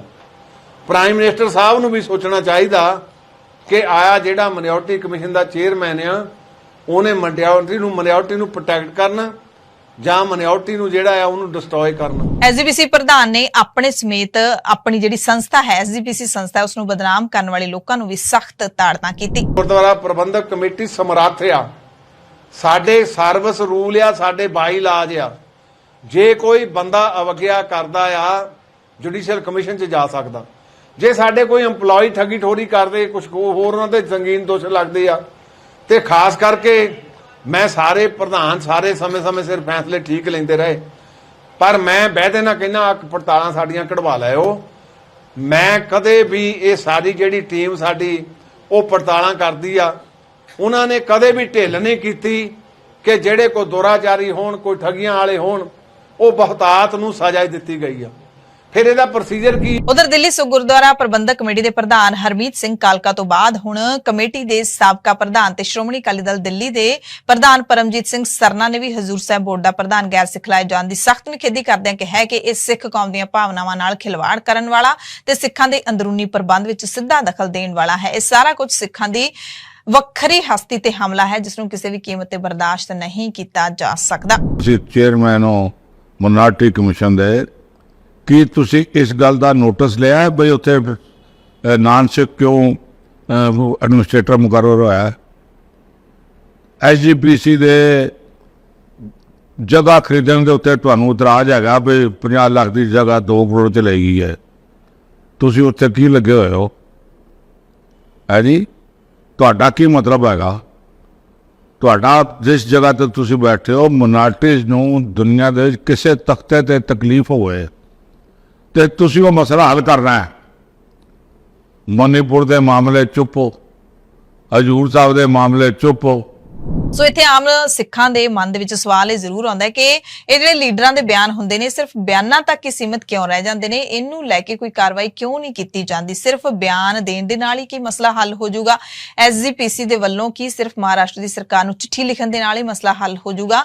ਇਹਦੇ ਵਿੱਚ ਅੱਗੇ ਜਾ ਕੇ ਹੋਰ ਕੀ ਕਰਨਾ ਚਾਹੀਦਾ ਤਾਂ ਕਿ ਫੈਸਲਾ ਬਦਲਿਆ ਜਾਵੇ, ਉਸ ਤੇ ਵੱਧ ਧਿਆਨ ਦੇਣ ਦੀ ਲੋੜ ਹੈ ਆਮ ਸਿੱਖਾਂ ਦੇ ਮੁਤਾਬਿਕ। ਸ਼੍ਰੋਮਣੀ ਅਕਾਲੀ ਦਲ ਦੇ ਪ੍ਰਧਾਨ ਸੁਖਬੀਰ ਸਿੰਘ ਬਾਦਲ ਨੇ ਵੀ ਇਸ ਫੈਸਲੇ ਦੀ ਨਿਖੇਧੀ ਕਰਦਿਆਂ ਮਹਾਰਾਸ਼ਟਰ ਸਰਕਾਰ ਨੂੰ ਗੈਰ ਸਿੱਖ ਨੂੰ ਪ੍ਰਬੰਧਕ ਲਾਉਣ ਦੇ ਫੈਸਲੇ ਨੂੰ ਤੁਰੰਤ ਵਾਪਸ ਲੈਣ ਦੀ ਅਪੀਲ ਕੀਤੀ ਹੈ। ਸੁਖਬੀਰ ਬਾਦਲ ਅੰਮ੍ਰਿਤਸਰ ਦੇ ਗੁਰੂ ਨਾਨਕ ਦੇਵ ਹਸਪਤਾਲ 'ਚ ਬੰਦੀ ਸਿੰਘ ਭਾਈ ਗੁਰਦੀਪ ਸਿੰਘ ਖੇੜਾ ਦਾ ਹਾਲ ਚਾਲ ਪੁੱਛਣ ਦੇ ਲਈ ਪਹੁੰਚੇ ਹੋਏ ਸਨ। ਮੈਂ ਬੜਾ ਹੈਰਾਨ ਹੈ, ਮੈਂ ਅੱਜ ਚਿੱਠੀ ਵੀ ਲਿਖ ਰਿਹਾ ਦੇਸ਼ ਦੇ ਪ੍ਰਧਾਨ ਮੰਤਰੀ ਨੂੰ ਤੇ ਉਹਨਾਂ ਨੂੰ ਹੋਮ ਮਿਨਿਸਟਰ ਨੂੰ। ਅੱਜ ਬੀਜੇਪੀ ਦੀ ਸਰਕਾਰ ਮਹਾਰਾਸ਼ਟਰ 'ਚ ਹੈ। ਪਹਿਲੀ ਵਾਰ ਹੋਇਆ ਕਿ ਸਾਡੇ ਤਖਤ ਸਾਹਿਬ ਤੇ ਇੱਕ ਗੈਰ ਸਿੱਖ ਨੂੰ ਇੱਕ ਹੈਡ ਬਣਾਇਆ ਗਿਆ ਹੈ। ਦੇਖੋ ਬਹੁਤ ਮਾੜੀ ਗੱਲ ਕੀਤੀ ਗਈ। ਘੱਟ ਤੋਂ ਘੱਟ ਕੋਈ ਆਰਡੀਨਰੀ ਸੰਸਥਾ ਨਹੀਂ ਹੈ। ਅੱਜ ਸਿੱਖ ਕੌਮ ਦਾ ਇੱਕ ਤਖਤ ਹੈ, ਹਜ਼ੂਰ ਸਾਹਿਬ ਤਖਤ ਆਪਣਾ, ਤੇ ਉੱਥੇ ਗੈਰ ਸਿੱਖ ਨੂੰ ਬਣਾਉਣਾ ਤਾਂ ਸਾਰਾ ਮਿਲਣਾ, ਸਾਰੀਆਂ ਹੀ ਕਾਨੂੰਨ ਸਾਰੀਆਂ ਚੀਜ਼ਾਂ ਦੀ ਧੱਜੀ ਉਡਾਉਣਾ ਹੈ। ਕੌਮੀ ਘੱਟ ਗਿਣਤੀ ਕਮਿਸ਼ਨ ਦੇ ਸਾਬਕਾ ਚੇਅਰਮੈਨ ਤੇ ਸਾਬਕਾ ਸਾਂਸਦ ਤਰਲੋਚਨ ਸਿੰਘ ਨੇ ਵੀ ਮਹਾਰਾਸ਼ਟਰ ਦੇ ਮੁੱਖ ਮੰਤਰੀ ਏਕਨਾਥ ਸ਼ਿੰਦੇ ਨੂੰ ਚਿੱਠੀ ਭੇਜ ਕੇ ਅਪੀਲ ਕੀਤੀ ਹੈ ਕਿ ਤਖਤ ਸ੍ਰੀ ਹਜ਼ੂਰ ਸਾਹਿਬ ਨਾਂਦੇੜ ਦੇ ਵਿੱਚ ਪ੍ਰਸ਼ਾਸਕ ਵਜੋਂ ਕਿਸੇ ਸਿੱਖ IAS ਅਧਿਕਾਰੀ ਨੂੰ ਨਿਯੁਕਤ ਕੀਤਾ ਜਾਵੇ। ਉਹਨਾਂ ਦੱਸਿਆ ਕਿ ਮਹਾਰਾਸ਼ਟਰ ਸਰਕਾਰ ਦੇ ਵੱਲੋਂ ਤਖਤ ਸ੍ਰੀ ਹਜ਼ੂਰ ਸਾਹਿਬ ਵਿਖੇ ਨਾਂਦੇੜ ਦੇ ਕਲੈਕਟਰ ਨੂੰ ਗੁਰਦੁਆਰਾ ਸਾਹਿਬ ਦਾ ਪ੍ਰਸ਼ਾਸਕ ਨਿਯੁਕਤ ਕੀਤਾ ਗਿਆ ਹੈ, ਜਦਕਿ ਇਸ ਤੋਂ ਪਹਿਲਾਂ ਮਹਾਰਾਸ਼ਟਰ ਪੁਲਿਸ ਦੇ director general doctor PS Pasricha ਇਸ ਅਹੁਦੇ ਦੀਆਂ ਸੇਵਾਵਾਂ ਵੀ ਨਿਭਾ ਚੁੱਕੇ ਨੇ ਤੇ ਜ਼ਿਆਦਾਤਰ ਸਿੱਖ ਲੀਡਰਾਂ ਦੇ ਵੱਲੋਂ ਹੀ ਮੰਗ ਕੀਤੀ ਜਾ ਰਹੀ ਹੈ ਕਿ ਜਦੋਂ ਤੱਕ ਕੋਈ ਸਿੱਖ ਚਿਹਰਾ ਨਹੀਂ ਮਿਲ ਜਾਂਦਾ ਉਦੋਂ ਤੱਕ ਪਸਰੀਚਾ ਤੋਂ ਹੀ ਸੇਵਾਵਾਂ ਲੈ ਲੈਂਦੇ। ਤੇ ਹੁਣੇ ਸਾਡੀ ਕੌਮੀ ਘੱਟ ਗਿਣਤੀ ਕਮਿਸ਼ਨ ਦੇ ਚੇਅਰਮੈਨ ਇਕਬਾਲ ਸਿੰਘ ਲਾਲਪੁਰਾ ਦੇ ਨਾਲ ਗੱਲਬਾਤ ਹੋਈ ਹੈ। ਉਹਨਾਂ ਨੇ ਇਸ ਪੂਰੇ ਮਸਲੇ ਦੇ ਉੱਤੇ ਕੀ ਕਿਹਾ, ਕਿਉਂਕਿ ਐਸਜੀਪੀਸੀ ਪ੍ਰਧਾਨ ਨੇ ਬਹੁਤ ਹੀ ਤਿੱਖੇ ਰੂਪ ਦੇ ਵਿੱਚ ਲਾਲਪੁਰਾ ਨੂੰ ਘੇਰਿਆ ਹੈ। ਲਾਲਪੁਰਾ ਦਾ ਵੀ ਜਵਾਬ ਸੁਣ ਲੈਂਦੇ ਆ। This is a temporary arrangement given to a bureaucrat, ਹਾਂਜੀ। ਬਿਊਰੋਕਰੇਟਸ ਨੂੰ ਅਸੀਂ ਉਹਦੇ ਚ ਨਹੀਂ ਗਿਣ ਸਕਦੇ ਕਿ ਇਹਨਾਂ ਨੂੰ ਧਰਮ ਦੇ ਆਧਾਰ ਤੇ ਸਰਕਾਰੀ ਅਫਸਰ ਜਿਹੜਾ ਹੈ ਉਹ ਸਰਕਾਰ ਦੇ ਨੀਤੀਆਂ ਨੂੰ ਅੱਗੇ ਲੈ ਕੇ ਕੰਮ ਕਰਦਾ ਹੈ। ਆਰਜੀ ਤੌਰ ਤੇ ਹਾਂ, ਜੇ ਪਰਮਾਨੈਂਟ ਉਹਨਾਂ ਨੂੰ ਲਾਤਾ ਗਿਆ ਫਿਰ it may be a matter of concern, ਜਿਹਦੇ ਲਈ ਮੈਂ ਦੇਖ ਕੇ ਗਵਰਨਮੈਂਟ ਨਾਲ ਗੱਲ ਕਰਾਂਗਾ। ਕੋਈ ਦੇਰ ਸ਼ੁਡ ਬੀ ਨੋ। ਅਸੀਂ ਤਾਂ ਚਾਹੁੰਦੇ ਹਾਂ ਕਿ ਸਿੱਖ ਗੁਰੂ ਧਾਮਾਂ ਦੀ ਮਰਿਆਦਾ ਜਿਹੜੀ ਹੈ ਸਿੱਖ ਹੀ ਰੱਖਣ। ਹੜ੍ਹ ਪੀੜਤਾਂ ਨੂੰ ਮੁਆਵਜ਼ਾ ਦਿਵਾਉਣ ਦੇ ਲਈ ਡੀਸੀ ਦਫ਼ਤਰ ਦੇ ਮੂਹਰੇ ਕਾਂਗਰਸ ਨੇ ਸੋਮਵਾਰ ਨੂੰ ਧਰਨਾ ਲਾਇਆ। ਹੜ੍ਹਾਂ ਦੇ ਕਹਿਰ ਨੂੰ ਘਟਾਉਣ ਦੇ ਲਈ ਸਰਕਾਰ ਵੱਲੋਂ ਤੁਰੰਤ ਪੀੜਤਾਂ ਦੀ ਮਦਦ ਲਈ ਮੁਆਵਜ਼ਾ ਜਾਰੀ ਕੀਤੇ ਜਾਣ ਦੀ ਮੰਗ ਕੀਤੀ। ਹੱਥਾਂ ਦੇ ਵਿੱਚ ਸਰਕਾਰ ਵਿਰੋਧੀ ਪੋਸਟਰ ਫੜੇ ਹੋਏ ਸਨ। ਖੂਬ ਨਾਅਰੇਬਾਜ਼ੀ ਵੀ ਕੀਤੀ ਗਈ। ਕੌਮੀ ਇਨਸਾਫ ਮੋਰਚਾ ਜਿਹੜਾ ਕਿ ਮੋਹਾਲੀ ਚੰਡੀਗੜ੍ਹ ਹੱਦ ਤੇ ਲਗਾਤਾਰ 8 ਮਹੀਨਿਆਂ ਤੋਂ ਲੱਗਿਆ ਹੋਇਆ ਹੈ, ਉਸ ਮੋਰਚੇ ਨੇ ਵੀ 15 ਅਗਸਤ ਨੂੰ ਕਾਲੇ ਦਿਵਸ ਵਜੋਂ ਮਨਾਉਣ ਦਾ ਐਲਾਨ ਕਰ ਦਿੱਤਾ ਹੈ। 15 ਅਗਸਤ ਨੂੰ ਭਾਰਤ ਸਰਕਾਰ ਆਜ਼ਾਦੀ ਦੇ ਦਿਹਾੜੇ ਵਜੋਂ ਮਨਾਉਂਦੀ ਹੈ, ਪਰ ਜਿਹੜੇ ਲੋਕਾਂ ਨੇ ਉਹ ਦੇਖਿਆ ਹੈ 1947 ਦਾ ਉਹ ਸਾਰਾ ਵਾਕਿਆ, ਸਾਰਾ ਦੁਖਾਂਤ ਦੇਖਿਆ, ਉਹ ਕਦੇ ਵੀ ਇਸ ਨੂੰ ਆਜ਼ਾਦੀ ਦਿਹਾੜਾ ਨਹੀਂ ਬਲਕਿ ਵੰਡ ਦੇ ਦਿਨ, ਰੌਲੇ ਵਾਲੇ ਦਿਨ ਕਹਿੰਦੇ ਨੇ। ਖੈਰ, ਕੌਮੀ ਇਨਸਾਫ ਮੋਰਚੇ ਦੇ ਲੀਡਰਾਂ ਗੁਰਚਰਨ ਸਿੰਘ, ਐਡਵੋਕੇਟ ਦਲਸ਼ੇਰ ਸਿੰਘ ਜੰਡਿਆਲਾ ਤੇ ਐਡਵੋਕੇਟ ਅਮਰ ਸਿੰਘ ਚਾਲ ਨੇ ਦੱਸਿਆ ਕਿ ਮੋਰਚੇ ਵੱਲੋਂ ਆਜ਼ਾਦੀ ਦਿਹਾੜੇ ਨੂੰ ਕਾਲੇ ਦਿਵਸ ਵਜੋਂ ਮਨਾਇਆ ਜਾਵੇਗਾ ਤੇ ਉਹਨਾਂ ਨੇ ਸਾਰੇ ਲੋਕਾਂ ਨੂੰ ਅਪੀਲ ਵੀ ਕੀਤੀ ਹੈ ਕਿ 15 ਅਗਸਤ ਨੂੰ ਆਪੋ ਆਪਣੇ ਘਰਾਂ ਤੇ ਕੇਸਰੀ ਝੰਡੇ ਲਹਿਰਾਏ ਜਾਣ। ਇਸ ਤੋਂ ਪਹਿਲਾਂ ਦਲ ਖਾਲਸਾ ਤੇ ਸ਼੍ਰੋਮਣੀ ਅਕਾਲੀ ਦਲ ਅੰਮ੍ਰਿਤਸਰ ਦੇ ਪ੍ਰਧਾਨ ਤੇ MP ਸਿਮਰਨਜੀਤ ਸਿੰਘ ਮਾਨ ਦੇ ਵੱਲੋਂ 14 ਅਗਸਤ ਨੂੰ ਲੁਧਿਆਣਾ ਦੇ ਵਿੱਚ ਰੈਲੀ ਦਾ ਐਲਾਨ ਕੀਤਾ ਗਿਆ ਹੈ, ਯਾਨੀ ਕਿ ਆਜ਼ਾਦੀ ਦਿਹਾੜੇ ਤੋਂ ਇੱਕ ਦਿਨ ਪਹਿਲਾਂ ਉਹਨਾਂ ਦੇ ਵੱਲੋਂ ਲੁਧਿਆਣਾ 'ਚ ਰੈਲੀ ਕੱਢੀ ਜਾਵੇਗੀ। NIA ਦੇ ਵੱਲੋਂ ਪਿਛਲੇ ਦਿਨੀ ਵਿਸ਼ਵ ਪ੍ਰਸਿੱਧ ਸਮਾਜ ਸੇਵੀ ਸੰਸਥਾ ਖਾਲਸਾ ਏਡ ਦੇ ਦਫ਼ਤਰ ਅਤੇ ਸੰਸਥਾ ਦੇ ਸੇਵਾਦਾਰ ਦੇ ਘਰਾਂ ਦੇ ਉੱਤੇ ਜਿਹੜੇ ਛਾਪੇ ਮਾਰੇ ਗਏ ਨੇ, ਉਸ ਦਾ ਇੱਕ ਵਾਰੀ ਫਿਰ ਤੋਂ ਬੀਜੇਪੀ ਲੀਡਰ ਸੁਨੀਲ ਜਾਖੜ ਨੇ ਵਿਰੋਧ ਕੀਤਾ ਹੈ। ਜਾਖੜ ਨੇ ਕਿਹਾ ਕਿ ਖਾਲਸਾ ਏਡ ਇੱਕ ਅਜਿਹੀ ਸੰਸਥਾ ਹੈ ਜਿਸ ਨੇ ਦੇਸ਼ ਦੁਨੀਆ ਦੇ ਵਿੱਚ ਸਿੱਖਾਂ ਤੇ ਪੰਜਾਬੀਆਂ ਦਾ ਨਾਮ ਰੌਸ਼ਨ ਕੀਤਾ ਹੈ। NIA ਦੇ ਕੋਲ ਕੋਈ ਵੀ ਇਨਪੁਟ ਹੋ ਸਕਦਾ, ਮੈਂ ਇਹਦੇ ਬਾਰੇ ਤਾਂ ਕੁਝ ਕਹਿ ਨਹੀਂ ਸਕਦਾ, ਪਰ ਖਾਲਸਾ ਏਡ ਜਿਸ ਤਰੀਕੇ ਨਾਲ ਦੇਸ਼ ਦੁਨੀਆ ਦੇ ਵਿੱਚ ਕੰਮ ਕਰਦੀ ਹੈ ਉਸ ਦੇ ਨਾਲ ਸਾਨੂੰ ਸਾਰਿਆਂ ਨੂੰ ਹੀ ਮਾਣ ਹੈ। ਜਾਖੜ ਨੇ ਸਾਫ਼ ਸ਼ਬਦਾਂ 'ਚ ਕਿਹਾ ਕਿ ਖਾਲਸਾ ਏਡ ਹਮੇਸ਼ਾ ਲੋਕਾਂ ਦੀ ਸੇਵਾ ਕਰਦੀ ਰਹੀ ਹੈ ਤੇ ਹੁਣ ਵੀ ਕਰ ਰਹੀ ਹੈ। ਦੂਜੇ ਪਾਸੇ ਉਹਨਾਂ ਨੇ ਮੁੱਖ ਮੰਤਰੀ ਪੰਜਾਬ ਤੇ ਨਿਸ਼ਾਨੇ ਸਾਧੇ ਨੇ ਕਿ ਹੜ੍ਹਾਂ ਕਰਕੇ ਪ੍ਰਭਾਵਿਤ ਹੋਏ ਪਰਿਵਾਰਾਂ ਦੀ 1 ਮਹੀਨੇ ਤੋਂ ਪੰਜਾਬ ਦੇ ਮੁੱਖ ਮੰਤਰੀ ਭਗਵੰਤ ਮਾਨ ਨੇ ਕੋਈ ਮਾਲੀ ਮਦਦ ਨਹੀਂ ਕੀਤੀ। ਕਹਿੰਦੇ ਪੰਜਾਬ 'ਚ ਹੜ੍ਹ ਪੀੜਤਾਂ ਦੀ ਜਿਸ ਤਰ੍ਹਾਂ ਨਾਲ ਖਾਲਸਾ ਏਡ ਨੇ ਮਦਦ ਕੀਤੀ ਹੈ ਕੋਈ ਵੀ ਨਹੀਂ ਕਰ ਸਕਿਆ। ਪੰਜਾਬ ਸਰਕਾਰ ਤਾਂ ਚੰਡੀਗੜ੍ਹ ਸਮੇਤ ਪੰਜਾਬ ਦੀਆਂ ਵੱਖ-ਵੱਖ ਥਾਵਾਂ ਤੇ ਇਸ਼ਤਿਹਾਰੀ ਬੋਰਡ ਲਾ ਕੇ ਫੋਕੀ ਮਸ਼ਹੂਰੀ ਕਰਕੇ ਕਰੋੜਾਂ ਰੁਪਏ ਖਰਚ ਰਹੀ ਹੈ। गलत है क्योंकि खालसा एड का एक मसला नहीं सब। Khalsa Aid over a period of time has proven itself. उन्होंने देश दराड़े किते भी जिथे किते भी है उन्होंने जाके पंजाबीयत नूं रिफ्लैक्ट किया है। जिस तरह मैं भगवंत मान उन्हां च 100 कमी पेशी खूबसूरती 100 उन्हां दे विच काबलियतां होणीआं, बट ही रिफ्लैक्ट्स पंजाब। उसे तरह खालसा एड ने पंजाबीयत, Khalsa Aid represents the ethos of Punjab, सेवा भावना, ਉਹਨੂੰ ਮੱਦੇ ਨਜ਼ਰ ਰੱਖ ਕੇ ਕੋਈ ਜਿਹੜਾ ਮੈਂ ਆਪਣੇ ਉਸ ਖਿਆਲ ਰੱਖੇ ਸੀਗੇ। ਹੋ ਸਕਦਾ ਹੈ ਕੋਈ ਨਾ ਕੋਈ ਸਾਡੇ ਪੜੋਸੀ ਮੁਲਕ ਦੇ ਲੋਕ ਇਨਫਿਲਟਰੇਟ ਕਰਨ ਦੀ ਕੋਸ਼ਿਸ਼ ਕਰਨ, ਉਹਨਾਂ ਦੀ ਆੜ ਦੇ ਅੰਦਰ, ਉਹਨਾਂ ਦੇ ਅੰਦਰ ਇੱਕ ਇੰਸਟੀਟਿਊਸ਼ਨ ਦੇ ਅੰਦਰ ਫਰਕ ਰੱਖਿਆ ਜਾਵੇ। ਅੰਮ੍ਰਿਤਸਰ ਪਹੁੰਚੇ ਬੀਜੇਪੀ ਪ੍ਰਧਾਨ ਸੁਨੀਲ ਜਾਖੜ ਨੇ ਆਮ ਆਦਮੀ ਪਾਰਟੀ ਤੇ ਰੱਜ ਕੇ ਨਿਸ਼ਾਨੇ ਸਾਧੇ। CM ਭਗਵੰਤ ਮਾਨ ਤੇ ਇਲਜ਼ਾਮ ਲਾਇਆ ਕਿ ਇੱਕ ਸੋਚੀ ਸਮਝੀ ਸਾਜ਼ਿਸ਼ ਦੇ ਤਹਿਤ ਪੰਜਾਬ ਦੇ ਗਵਰਨਰ ਤੇ ਦਿੱਲੀ ਦੇ ਵਿੱਚ ਪੇਚ ਫਸਾਏ ਜਾ ਰਹੇ ਨੇ। ਉਹਨਾਂ ਨੇ ਮੁੱਖ ਮੰਤਰੀ ਭਗਵੰਤ ਮਾਨ ਨੂੰ ਰਾਜਪਾਲ ਬਨਵਾਰੀ ਲਾਲ ਪੁਰੋਹਿਤ ਦੇ ਨਾਲ ਮੀਟਿੰਗ ਕਰਕੇ ਸਮੱਸਿਆਵਾਂ ਦਾ ਹੱਲ ਕਰਨ ਦੀ ਸਲਾਹ ਵੀ ਦਿੱਤੀ। ਜਾਖੜ ਨੇ ਕਿਹਾ ਕਿ ਉਹ ਮੁੱਖ ਮੰਤਰੀ ਨੇ, ਇਸ ਕਰਕੇ ਉਹਨਾਂ ਨੂੰ ਸੋਚ ਸਮਝ ਕੇ ਕਦਮ ਚੁੱਕਣੇ ਚਾਹੀਦੇ ਨੇ। ਸੋਚੀ ਸਮਝੀ ਸਾਜ਼ਿਸ਼ ਦੇ ਤਹਿਤ a deliberate confrontation, situation of confrontation Singh ਫਸਾਣ ਦੀ ਇੱਕ ਸਾਜ਼ਿਸ਼ ਰਚੀ ਗਈ ਹੈ, ਚਾਹੇ ਦਿੱਲੀ ਹੈ ਚਾਹੇ ਇੱਥੇ ਹੈ। ਅੱਜ ਜੋ ਕੁਝ ਹੋ ਰਿਹਾ ਹੈ it is unfortunate because it is avoidable। ਮੁੱਖ ਮੰਤਰੀ ਸਾਹਿਬ ਹੁਣ ਕਾਲਜ 'ਚ ਨਹੀਂ ਬੈਠੇ। ਮੁੱਖ ਮੰਤਰੀ ਸਾਹਿਬ ਕੋਈ ਹੁਣ ਜਵਾਕਾਂ ਵਾਲੀ ਲੜਾਈ ਨਹੀਂ, he is in a responsible position। ਉਹ ਇਸ ਪੰਜਾਬ ਦੇ ਮੁਖੀਆ ਹੈ। whatever he says, ਜਿਹੜੀ ਭਾਸ਼ਾ ਜਿਹੜੇ ਲਹਿਜੇ 'ਚ ਪੰਜਾਬੀ ਹੈ ਤੇ ਮੇਰਾ ਅੱਜ ਵੀ ਉਹਨਾਂ ਨੂੰ ਇੰਨੀ ਆਈ ਐਮ ਨੋਬਡੀ ਕਹਿੰਦੇ unwelcome advice is not welcome, but ਉਹਨਾਂ ਨੂੰ ਚਾਹੀਦਾ ਜ਼ਿੰਮੇਵਾਰੀ ਨਾਲ ਗੱਲ ਕਰਨ। ਆ ਜਿਹੜਾ ਤੂੰ ਮੈਂ ਕਰ ਰਿਹਾ ਹੈ, ਜਿਸ ਗੱਲ ਦਾ ਉਹਨਾਂ ਨੂੰ ਗਵਰਨਰ ਸਾਹਿਬ ਨੂੰ ਇਸ ਗੱਲ ਦਾ ਠੇਸ ਪਹੁੰਚੀ ਹੈ, ਆ ਮਸਲੇ ਬੈਠ ਕੇ ਸੁਲਝਾਏ ਸਕਦੇ over a cup of tea. ਦੂਜੇ ਪਾਸੇ ਜਾ ਕੇ ਆਮ ਗੱਲ ਕਰਦੇ ਆ, ਉਹਦੇ ਵਾਸਤੇ ਉਹਨਾਂ ਨੂੰ ਚਾਹੀਦਾ ਹੈ ਵੀ ਆ ਟਕਰਾਵ ਖਤਮ ਹੋਣਾ ਚਾਹੀਦਾ ਹੈ। ਬੀਜੇਪੀ ਪੰਜਾਬ ਨੇ ਆਪਣੇ ਟਵਿੱਟਰ ਅਕਾਊਂਟ ਤੋਂ ਵੀ ਮੁੱਖ ਮੰਤਰੀ ਭਗਵੰਤ ਮਾਨ ਤੇ ਨਿਸ਼ਾਨੇ ਸਾਧਿਆਂ ਕਿਹਾ ਕਿ ਐਲਾਨਵੰਤ ਜੀ, ਐਲਾਨ ਤਾਂ ਤੁਸੀਂ ਬਹੁਤ ਕਰਦੇ ਹੋ, ਇਹਨਾਂ ਨੂੰ ਪੂਰੇ ਵੀ ਕਰ ਲਿਆ ਕਰੋ। ਸਿਰਫ ਗੱਲਾਂ ਦੇ ਕੜਾਹ ਬਣਾਉਣ ਨਾਲ ਕੁਝ ਨਹੀਂ ਹੋਣਾ। ਲੋਕਾਂ ਨੂੰ ਮੁਆਵਜ਼ਾ ਦਿਓ। ਭਗਵੰਤ ਮਾਨ ਜੀ, ਮੁੱਖ ਮੰਤਰੀ ਹੋਣ ਦੇ ਫਰਜ਼ ਨੂੰ ਨਿਭਾਉਣ ਦੀ ਕਿਰਪਾਲਤਾ ਕਰੋ। ਸੋ ਵਿਰੋਧੀਆਂ ਦੇ ਨਿਸ਼ਾਨੇ ਲਗਾਤਾਰ ਇਸੇ ਤਰ੍ਹਾਂ ਚੱਲਦੇ ਰਹਿੰਦੇ ਨੇ। ਅਕਾਲੀ ਦਲ ਨੇ ਨੇ ਵੀ ਟਵੀਟ ਕਰਕੇ ਸੀਐਮ ਮਾਨ ਤੇ ਨਿਸ਼ਾਨਾ ਕੱਸਿਆ। ਕਹਿੰਦੇ ਮੁੱਖ ਮੰਤਰੀ ਨਹੀਂ, ਸੱਤਾ ਦੇ ਸੁੱਖ ਮਾਨਣ ਵਾਲੇ ਸੁੱਖ ਮੰਤਰੀ ਨੇ ਭਗਵੰਤ ਮਾਨ। ਕਹਿੰਦੇ ਸੀ ਸਿਕਿਉਰਿਟੀ ਨਹੀਂ ਲਵਾਂਗਾ, ਅੱਜ ਲੈ ਲਈ। ਕਹਿੰਦੇ ਸੀ ਸਰਕਾਰੀ ਜਹਾਜ਼ ਕਾਰਾਂ ਕਾਫਲੇ ਨਹੀਂ ਲਵਾਂਗਾ, ਸਭ ਲੈ ਲਈ। ਕਹਿੰਦੇ ਸੀ ਵੀਆਈਪੀ ਕਲਚਰ ਖਤਮ ਕਰ ਦੂੰ, ਅੱਜ ਦੇਖ ਲਓ ਵੀਆਈਪੀ ਬਣ ਗਈ। ਤੇ ਵਿਰੋਧੀਆਂ ਦੇ ਨਿਸ਼ਾਨਿਆਂ ਦਾ ਸਮੇਂ-ਸਮੇਂ ਤੇ ਮੁੱਖ ਮੰਤਰੀ ਭਗਵੰਤ ਮਾਨ ਵੀ ਜਵਾਬ ਦਿੰਦੇ ਰਹਿੰਦੇ ਨੇ। ਜਦੋਂ ਲੋਕ ਭਲਾਈ ਦੇ ਕੰਮਾਂ ਦੇ ਲਈ ਜਾਂ ਫਿਰ ਲੋਕਾਂ ਦੇ ਲਈ, ਪੰਜਾਬ ਦੇ ਲੋਕਾਂ ਦੇ ਲਈ ਵਿਕਾਸ ਕਾਰਜਾਂ ਦੇ ਨੀਂਹ ਪੱਥਰ ਵਗੈਰਾ ਰੱਖਣ ਜਾਂਦੇ ਨੇ, ਉਦੋਂ ਉਹ ਜਿਹੜਾ ਹੈਗਾ ਵਿਰੋਧੀਆਂ ਦੇ ਜਿਹੜੇ ਤਿੱਖੇ ਨਿਸ਼ਾਨੇ ਨੇ ਉਹਨਾਂ ਦਾ ਜਵਾਬ ਦਿੰਦੇ ਰਹਿੰਦੇ ਨੇ ਤੇ ਕਈ ਵਾਰੀ ਤਾਂ ਖੁਦ ਟਵੀਟ ਕਰਕੇ ਖਾਸ ਤੌਰ ਤੇ ਵੀ ਜਵਾਬ ਦੇ ਦਿੰਦੇ ਨੇ। ਪੰਜਾਬ ਦੇ ਲੱਖਾਂ ਕਿਸਾਨਾਂ ਨੂੰ ਵੱਡਾ ਝਟਕਾ ਲੱਗਿਆ ਹੈ ਕਿਉਂਕਿ ਉਹਨਾਂ ਨੂੰ ਪ੍ਰਧਾਨ ਮੰਤਰੀ ਕਿਸਾਨ ਨਿਧੀ ਯੋਜਨਾ ਚੋਂ ਬਾਹਰ ਕਰ ਦਿੱਤਾ ਗਿਆ। ਇਹਨਾਂ ਕਿਸਾਨਾਂ ਨੂੰ ਕੇਂਦਰੀ ਸਕੀਮ ਤਹਿਤ ਸਾਲਾਨਾ 6000 ਰੁਪਏ ਦੀ ਵਿੱਤੀ ਰਾਸ਼ੀ ਹੁਣ ਨਹੀਂ ਮਿਲੇਗੀ, ਯਾਨੀ ਕਿ ਹਰ ਮਹੀਨੇ ਦਾ 500 ਰੁਪਏ ਨਹੀਂ ਮਿਲੇਗਾ। ਪ੍ਰਧਾਨ ਮੰਤਰੀ ਕਿਸਾਨ ਨਿਧੀ ਯੋਜਨਾ ਦੇ ਪੰਜਾਬ ਵਿਚਲੇ ਲਾਭਪਾਤਰੀਆਂ ਦੀ ਗਿਣਤੀ ਦਸੰਬਰ 2019 ਤੋਂ ਮਾਰਚ 2020 ਦੇ ਵਿੱਚ 23,01,313 ਸੀ, ਜਿਹੜੀ ਕਿ ਅਪ੍ਰੈਲ ਜੁਲਾਈ 2023 ਦੇ ਵਿੱਚ ਘਟ ਕੇ 8,53,980 ਰਹਿ ਗਈ ਹੈ।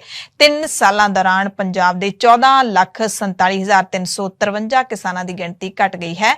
ਇਹਨਾਂ ਨੂੰ ਕਿਸਾਨ ਨਿਧੀ ਯੋਜਨਾ ਚੋਂ ਬਾਹਰ ਕਰ ਦਿੱਤਾ ਗਿਆ। ਪੰਜਾਬ ਦੇ 2 ਵੱਡੇ ਕਤਲ ਕੇਸਾਂ ਦੇ ਨਾਲ ਜੁੜੀ ਅਹਿਮ ਜਾਣਕਾਰੀ ਹੈ। ਕਬੱਡੀ ਖਿਡਾਰੀ ਸੰਦੀਪ ਨੰਗਲ ਅੰਬੀਆਂ ਕਤਲ ਕੇਸ ਦਾ ਟ੍ਰਾਇਲ ਸ਼ੁਰੂ ਹੋ ਗਿਆ। ਅੰਤਰਰਾਸ਼ਟਰੀ ਕਬੱਡੀ ਖਿਡਾਰੀ ਮਰਹੂਮ ਸੰਦੀਪ ਨੰਗਲ ਅੰਬੀਆਂ ਕਤਲ ਕੇਸ ਦਾ ਟ੍ਰਾਇਲ ਹੈ ਜਿਹੜਾ ਉਹ ਜਲੰਧਰ ਦੀ ਅਦਾਲਤ ਦੇ ਵਿੱਚ ਸ਼ੁਰੂ ਹੋਇਆ। ਭਾਰੀ ਸੁਰੱਖਿਆ ਦਰਮਿਆਨ ਹਰਿਆਣਾ ਤੇ ਪੰਜਾਬ ਦੀਆਂ ਵੱਖ-ਵੱਖ ਜੇਲ੍ਹਾਂ ਦੇ ਵਿੱਚ ਬੰਦ ਖਤਰਨਾਕ ਗੈਂਗਸਟਰਾਂ ਨੂੰ ਅਦਾਲਤ ਵਿੱਚ ਲਿਜਾ ਕੇ ਨਿੱਜੀ ਤੌਰ ਤੇ ਜੱਜ ਸਾਹਮਣੇ ਪੇਸ਼ ਕੀਤਾ ਗਿਆ। ਪੁਲਿਸ ਨੇ ਸੰਦੀਪ ਨੰਗਲ ਅੰਬੀਆਂ ਦੇ ਕਤਲ ਦੀ ਜਾਂਚ ਤੋਂ ਬਾਅਦ ਅਦਾਲਤ ਵਿੱਚ ਚਾਰਜਸ਼ੀਟ ਪੇਸ਼ ਕੀਤੀ ਸੀ, ਜਿਸ ਦਾ ਟ੍ਰਾਇਲ ਹੁਣ ਸ਼ੁਰੂ ਹੋਇਆ।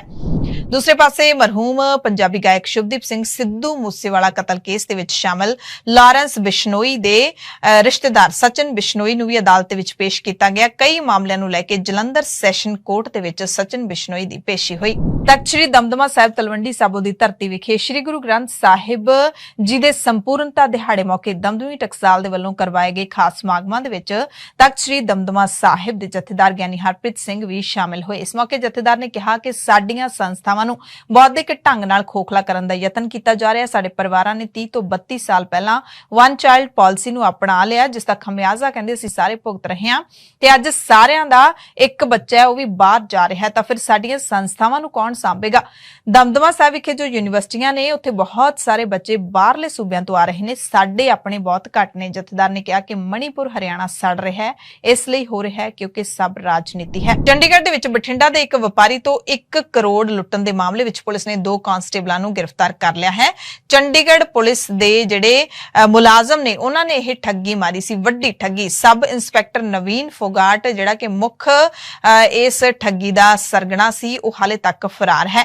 ਮੁਲਜ਼ਮ ਐਸਆਈਏ ਨੇ ਇਮੀਗ੍ਰੇਸ਼ਨ ਕੰਪਨੀ ਦੇ ਸਰਵੇਸ਼ ਕੌਸ਼ਲ ਗਿੱਲ ਤੇ ਜਤਿੰਦਰ ਨਾਂ ਦੇ ਵਿਅਕਤੀ ਨਾਲ ਮਿਲ ਕੇ ਇਸ ਲੁੱਟ ਦੀ ਵਾਰਦਾਤ ਨੂੰ ਅੰਜਾਮ ਦਿੱਤਾ ਸੀ। ਚੰਡੀਗੜ੍ਹ ਦੀ ਐਸਐਸਪੀ ਕੰਵਰਦੀਪ ਕੌਰ ਨੇ ਐਤਵਾਰ ਨੂੰ ਪ੍ਰੈਸ ਕਾਨਫਰੰਸ ਕਰਕੇ ਦੱਸਿਆ ਸੀ ਕਿ ਲੁੱਟੇ ਗਏ 1 ਕਰੋੜ ਚੋਂ 75 ਲੱਖ ਦਾ ਬਰਾਮਦ ਹੋ ਚੁੱਕੇ ਨੇ ਤੇ ਪੁਲਿਸ ਨੇ ਹੁਣ ਸੈਕਟਰ 39 ਥਾਣੇ ਦੇ ਕਾਂਸਟੇਬਲ ਵਰਿੰਦਰ ਤੇ ਸੁਰੱਖਿਆ ਵਿੰਗ ਦੇ ਵਿੱਚ ਤੈਨਾਤ ਕਾਂਸਟੇਬਲ ਸ਼ਿਵਾ ਨੂੰ ਲੁੱਟ ਦੇ ਮਾਮਲੇ 'ਚ ਗ੍ਰਿਫਤਾਰ ਕਰ ਲਿਆ ਹੈ। ਸ਼ਿਵਾ ਅਕਸਰ ਮੁਲਜ਼ਮ ਨਵੀਨ ਫੋਗਾਟ ਦੇ ਨਾਲ ਰਹਿੰਦਾ ਸੀ, ਜਦਕਿ ਵਰਿੰਦਰ ਸੈਕਟਰ 40 ਬੀਟ ਦੇ ਵਿੱਚ ਤੈਨਾਤ ਸੀ। ਜਦੋਂ ਬਠਿੰਡਾ ਤੋਂ ਕਾਰੋਬਾਰੀ ਸੈਕਟਰ 39 ਪਹੁੰਚੇ ਸਨ ਤਾਂ ਬੋਰਡ ਤੇ ਲੱਗੀ ਫੋਟੋ ਵਿੱਚ ਵਰਿੰਦਰ ਦੇ ਨਾਲ ਥਾਣੇ ਦੇ ਸਾਬਕਾ ਇੰਚਾਰਜ ਦੀ ਫੋਟੋ ਵੀ ਸੀ ਤੇ ਫੋਟੋ ਦੇਖ ਕੇ ਉਸਨੇ ਮੁਲਜ਼ਮ ਨੂੰ ਪਛਾਣ ਲਿਆ ਤੇ ਥਾਣਾ ਇੰਚਾਰਜ ਨੂੰ ਦੱਸਿਆ ਕਿ ਉਹੀ ਕਾਂਸਟੇਬਲ ਹੈ ਜਿਸਨੇ ਐਸਆਈ ਫੋਗਾਟ ਦੇ ਨਾਲ ਮਿਲ ਕੇ ਉਸ ਨੂੰ ਡਰਾ ਧਮਕਾ ਕੇ 1 ਕਰੋੜ ਰੁਪਏ ਲੁੱਟੇ ਸਨ। ਬਰਨਾਲਾ ਦੇ ਪਿੰਡ ਝਲੂਰ ਤੋਂ ਦਿਲ ਹਿਲਾ ਦੇਣ ਵਾਲਾ ਮਾਮਲਾ ਸਾਹਮਣੇ ਆਇਆ ਹੈ। ਜਿਹੜੇ ਪੁੱਤਰਾਂ ਤੇ ਪਿਓ ਨੂੰ ਮਾਣ ਹੁੰਦਾ ਹੈ, ਉਹਨਾਂ ਪੁੱਤਰਾਂ ਨੇ ਹੀ ਪਿਓ ਨੂੰ ਗੰਡਾਸੇ ਤੇ ਕੁਹਾੜੀ ਨਾਲ ਲਹੂ ਲੁਹਾਨ ਕਰਕੇ ਮੌਤ ਦੇ ਘਾਟ ਉਤਾਰ ਦਿੱਤਾ। ਕਾਰਨ ਬਣਿਆ ਹੈ ਨਸ਼ਾ। ਦੋਵੇਂ ਪੁੱਤਰ ਨਸ਼ੇੜੀ ਸਨ। ਪਿਓ ਦੀ ਗਲਤੀ ਸਿਰਫ ਇੰਨੀ ਸੀ ਕਿ ਉਹ ਆਪਣੇ ਪੁੱਤਰਾਂ ਨੂੰ ਨਸ਼ਾ ਕਰਨ ਤੋਂ ਰੋਕਦਾ ਸੀ। ਨਾਰਾਜ਼ ਹੋਏ ਦੋਵੇਂ ਪੁੱਤਾਂ ਨੇ ਪਿਓ ਦਾ ਹੀ ਕਤਲ ਕਰ ਦਿੱਤਾ। ਇੱਕ ਕਾਤਲ ਪੁੱਤਰ ਨੂੰ ਪੁਲਿਸ ਨੇ ਗ੍ਰਿਫਤਾਰ ਕਰ ਲਿਆ। ਥਾਣਾ ਸਦਰ ਬਰਨਾਲਾ ਦੇ ਐਸਐਚਓ ਕਰਨ ਸ਼ਰਮਾ ਨੇ ਦੱਸਿਆ ਕਿ ਝਗੜਾ ਪਿਓ ਤੇ ਦੋਵੇਂ ਪੁੱਤਾਂ ਵਿਚਾਲੇ ਹੋਇਆ ਸੀ। ਝਗੜੇ ਦੇ ਵਿੱਚ ਤਿੰਨੇ ਜ਼ਖਮੀ ਹੋਏ। ਬਰਨਾਲਾ ਦੇ ਹਸਪਤਾਲ 'ਚ ਦਾਖਲ ਕਰਵਾਇਆ ਗਿਆ। 65 ਸਾਲ ਦੇ ਪਿਤਾ ਰਾਮ ਸਿੰਘ ਦੀ ਇਲਾਜ ਦੌਰਾਨ ਮੌਤ ਹੋ ਗਈ ਤੇ ਦੋਵੇਂ ਪੁੱਤ ਜ਼ਖਮੀ ਨੇ। ਇਹਨਾਂ ਨੇ ਸਿਰਫ ਕਤਲ ਹੀ ਨਹੀਂ ਕੀਤਾ, ਉਸ ਤੋਂ ਪਹਿਲਾਂ ਆਪਣੇ ਪਿਓ ਨੂੰ ਗਾਲਾਂ ਕੱਢਦੇ ਰਹਿੰਦੇ ਸਨ, ਕੁੱਟਮਾਰ ਕਰਦੇ ਸਨ। ਮ੍ਰਿਤਕ ਦੀ ਧੀ ਯਾਨੀ ਕਿ ਇਹਨਾਂ ਦੋਵੇਂ ਨਸ਼ੇੜੀ ਪੁੱਤਾਂ ਦੀ ਭੈਣ ਕੁਲਦੀਪ ਕੌਰ ਦੇ ਬਿਆਨਾਂ ਮੁਤਾਬਕ ਉਹ ਆਪਣੇ ਪਿਤਾ ਦੇ ਘਰ ਆਈ ਹੋਈ ਸੀ। ਇਸ ਦੌਰਾਨ ਹੀ ਦੋਵੇਂ ਭਰਾਵਾਂ ਨੇ ਪਿਤਾ ਨੂੰ ਕੁਹਾੜੀ ਤੇ ਗੰਡਾਸੇ ਨਾਲ ਜ਼ਖਮੀ ਕਰ ਦਿੱਤਾ। ਇਸ ਮਾਮਲੇ 'ਚ ਇੱਕ ਗੁਰਪ੍ਰੀਤ ਸਿੰਘ ਨੂੰ ਤਾਂ ਗ੍ਰਿਫਤਾਰ ਕਰ ਲਿਆ ਜਦਕਿ ਅਮਰ ਸਿੰਘ ਜ਼ਖਮੀ ਹੋਣ ਕਰਕੇ ਹਸਪਤਾਲ 'ਚ ਦਾਖਲ ਹੈ। ਛੁੱਟੀ ਮਿਲਣ ਸਾਰ ਉਹਨੂੰ ਗ੍ਰਿਫਤਾਰ ਕਰ ਲਿਆ ਜਾਊਗਾ। ਘਟਨਾਵਾਂ ਤੇ ਵਾਰਦਾਤਾਂ ਦੇ ਨਾਲ ਜੁੜੀਆਂ ਕੁਝ ਹੋਰ ਖਬਰਾਂ ਵੀ ਤੁਹਾਨੂੰ ਦੱਸ ਦਿੰਦੇ ਹਾਂ। ਰਾਜਸਥਾਨ ਦੇ ਕੋਟਾ ਤੋਂ ਇੱਕ ਖਬਰ ਹੈ ਜਿੱਥੇ ਇੱਕ ਸਿੱਖ ਵਿਦਿਆਰਥੀ ਦੇ ਕਤਲ ਨਾਲ ਸਨਸਨੀ ਫੈਲ ਗਈ ਹੈ। ਰਾਜਸਥਾਨ ਦਾ ਕੋਟਾ ਜਿਹੜਾ ਕਿ ਕੋਚਿੰਗ ਦਾ ਗੜ ਮੰਨਿਆ ਜਾਂਦਾ ਹੈ, ਮੁਕਾਬਲੇ ਦੀਆਂ ਪ੍ਰੀਖਿਆਵਾਂ ਦੇ ਲਈ ਕੋਚਿੰਗ ਦਾ ਇਹ ਗੜ ਹੈ। ਖਾਸ ਤੌਰ ਤੇ ਇੱਥੇ ਮੈਡੀਕਲ ਦਾਖਲਾ ਪ੍ਰੀਖਿਆ ਨੀਟ ਦੀ ਕੋਚਿੰਗ ਹੈ ਜਿਹੜੀ ਉਹ ਦਿੱਤੀ ਜਾਂਦੀ ਹੈ ਤੇ ਇੱਥੋਂ ਖੁਦਕੁਸ਼ੀ ਦੇ ਮਾਮਲੇ ਤਾਂ ਸਾਹਮਣੇ ਆਉਂਦੇ ਰਹਿੰਦੇ ਨੇ, ਪਰ ਹੁਣ ਕਤਲ ਦੇ ਮਾਮਲੇ ਦੇ ਨਾਲ ਜਿਹੜਾ ਹੈਗਾ ਸਨਸਨੀ ਫੈਲ ਗਈ ਹੈ। ਇੱਕ ਸਿੱਖ ਵਿਦਿਆਰਥੀ ਦੇ ਹੋਸਟਲ ਦੇ ਆਪਣੇ ਹੀ ਕਮਰੇ ਦੇ ਵਿੱਚੋਂ ਉਸਦੀ ਮ੍ਰਿਤਕ ਦੇਹ ਮਿਲੀ ਹੈ। ਪੁਲਿਸ ਨੇ ਨੌਜਵਾਨ ਦੇ ਸਹਿਪਾਠੀ ਅਤੇ ਹੋਸਟਲ ਦੇ ਮਾਲਕ ਸਮੇਤ 6 ਜਣਿਆਂ ਤੇ ਕਤਲ ਦਾ ਮਾਮਲਾ ਦਰਜ ਕੀਤਾ ਹੈ। ਪੁਲਿਸ ਮੁਤਾਬਕ ਯੂਪੀ ਦੇ ਰਾਮਪੁਰ ਦਾ ਰਹਿਣ ਵਾਲਾ ਮਨਜੋਤ ਸਿੰਘ ਛਾਬੜਾ ਉਮਰ 17 ਸਾਲ ਸੀ। ਕੋਟਾ ਮੈਡੀਕਲ ਦਾਖਲਾ ਪ੍ਰੀਖਿਆ ਨੀਟ ਦੀ ਕੋਚਿੰਗ ਲੈ ਰਿਹਾ ਸੀ। ਉਹਦਾ ਚਿਹਰਾ ਪਲਾਸਟਿਕ ਦੀ ਥੈਲੀ ਦੇ ਨਾਲ ਬੰਨਿਆ ਹੋਇਆ ਸੀ, ਹੱਥ ਵੀ ਬੰਨੇ ਹੋਏ ਮਿਲੇ। ਪਿਤਾ ਦੀ ਸ਼ਿਕਾਇਤ ਦੇ ਆਧਾਰ ਤੇ ਮ੍ਰਿਤਕ ਦੇ ਜਮਾਤੀ ਹੋਸਟਲ ਮਾਲਕ ਦੇ ਹੋਸਟਲ ਮਾਲਕ, 2 ਹੋਸਟਲ ਪ੍ਰਬੰਧਕਾਂ ਤੇ 2 ਅਣਪਛਾਤਿਆਂ ਦੇ ਖਿਲਾਫ ਕੇਸ ਦਰਜ ਕੀਤਾ ਗਿਆ ਹੈ। ਪੁਲਿਸ ਮੁਤਾਬਿਕ ਮੁਲਜ਼ਮ ਜਮਾਤੀ ਨਾਬਾਲਿਗ ਹੈ ਅਤੇ ਮ੍ਰਿਤਕ ਦੇ ਨਾਲ ਵਾਲੇ ਕਮਰੇ 'ਚ ਰਹਿੰਦਾ ਹੈ, ਯੂਪੀ ਦਾ ਰਹਿਣ ਵਾਲਾ ਹੈ। ਪੁਲਿਸ ਨੇ ਦੱਸਿਆ ਕਿ ਹਾਲੇ ਤੱਕ ਕਤਲ ਦਾ ਕੋਈ ਸਬੂਤ ਨਹੀਂ ਮਿਲਿਆ। ਮਾਮਲੇ ਦੀ ਜਾਂਚ ਕਰ ਰਹੇ ਹਾਂ, ਪਰ ਮੁੱਢਲੇ ਸਬੂਤ ਨੇ ਜਿਹੜੇ ਉਹ ਇਹ ਨੇ ਕਿ ਚਿਹਰਾ ਪਲਾਸਟਿਕ ਦੀ ਥੈਲੀ ਦੇ ਨਾਲ ਲਿਪਟਿਆ ਹੋਇਆ, ਬੰਨਿਆ ਹੋਇਆ, ਢਕਿਆ ਹੋਇਆ, ਹੱਥ ਬੰਨੇ ਹੋਏ ਨੇ। ਕੋਈ ਵੀ ਬੰਦਾ ਆਪਣੇ ਆਪ ਨਾਲ ਖੁਦ ਨਹੀਂ ਇਹ ਕਰ ਸਕਦਾ। ਮਨਜਿੰਦਰ ਸਿੰਘ ਸਿਰਸਾ ਬੀਜੇਪੀ ਲੀਡਰ ਨੇ ਵੀ ਇਸ ਸਨਸਨੀਖੇਜ਼ ਘਟਨਾ ਦੀ ਜਾਂਚ ਕਰਨ ਦੀ ਮੰਗ ਕੀਤੀ ਹੈ। ਪੰਜਾਬ ਦੀਆਂ ਵੱਡੀਆਂ ਖਬਰਾਂ ਦੇ ਇਸ ਖਾਸ ਬੁਲੇਟਿਨ ਦੇ ਵਿੱਚ ਤੁਹਾਡੇ ਸਭ ਤੋਂ ਇਜਾਜ਼ਤ ਚਾਹੁੰਦੇ ਹਾਂ। ਧੰਨਵਾਦ।